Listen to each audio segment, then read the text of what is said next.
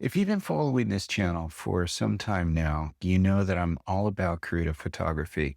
I shoot primarily with intentional camera movement and multiple exposures. And in today's video, what I want to talk about is a challenge that a lot of individuals that are first exploring in camera multiple exposures will come across, and that is the blending options. So, not every camera is going to offer the multiple exposure option. For example, I had a Sony A7 III that did not have that option, and I would have to do multiple exposures in post using, say, Photoshop. And I will do a video on those steps in the future. It's not that difficult at all. But in today's video, what I want to talk about is the in-camera option, because you've got a challenge there of which blending mode that you're going to want to select.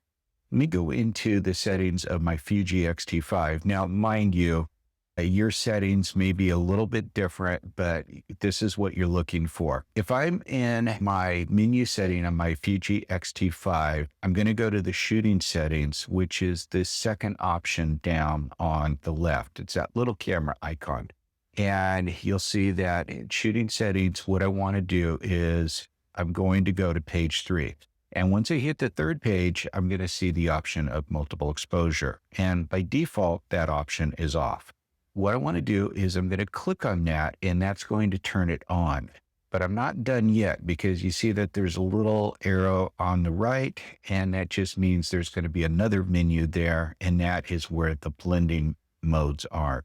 You have the option of additive, of average, of light, and of dark. This was a challenge for me, that when I first started doing the multiple exposure, which one should I be taking?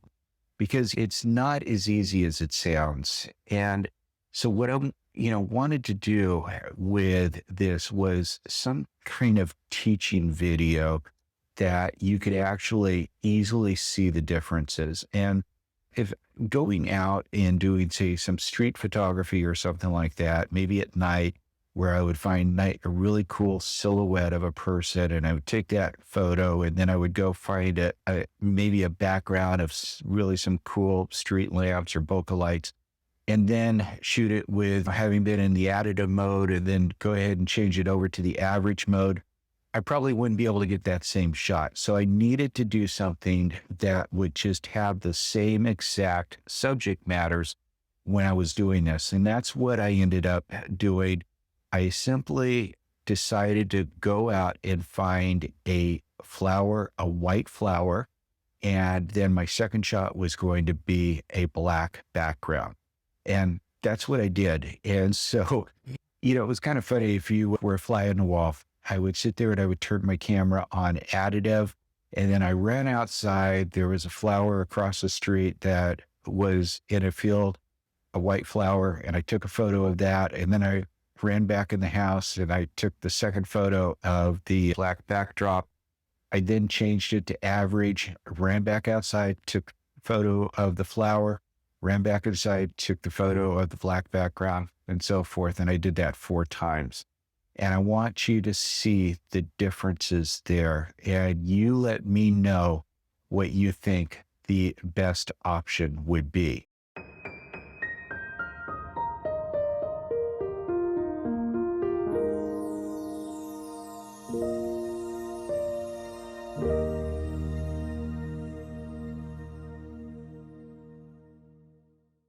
What I'm going to do also with this video is I'm going to put some notes in the bottom of this video in the description, because I want you to understand when to use what I would say are the best options for additive, for average, for light, and for dark. For additive, what I would suggest is maybe using it with lights or glowing subjects, maybe a silhouette at night, dark backgrounds. This would work really well.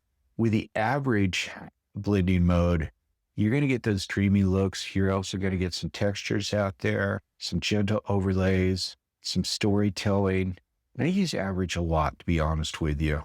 So with the light modes, you're going to want to be adding some highlights. Maybe you can use that with fireworks at night, but Again, that might be a little bit tricky doing multiple exposures with fireworks. I have to try that. Reflections, motion trails, those would all be good. And then finally for the dark blend modes, good one for shadows, for ink-like effects, and for what I would say dramatic textures out there. So in conclusion, if you do have the in-camera multiple exposure option and you have not played around with it, definitely check it out. It could be a lot of fun. And if your camera does not have this option, very soon I will be doing a video on post the steps of doing multiple exposures in Photoshop. It's very easy and you'll get a lot from that too. So I hope you found this video helpful, informative. And if you haven't done so already, make sure that you subscribe to this channel, hit the bell notification as I do upload new videos every week. And I'd hate for you to miss one. Thanks again for stopping by, and I look forward to seeing you next week. Take care.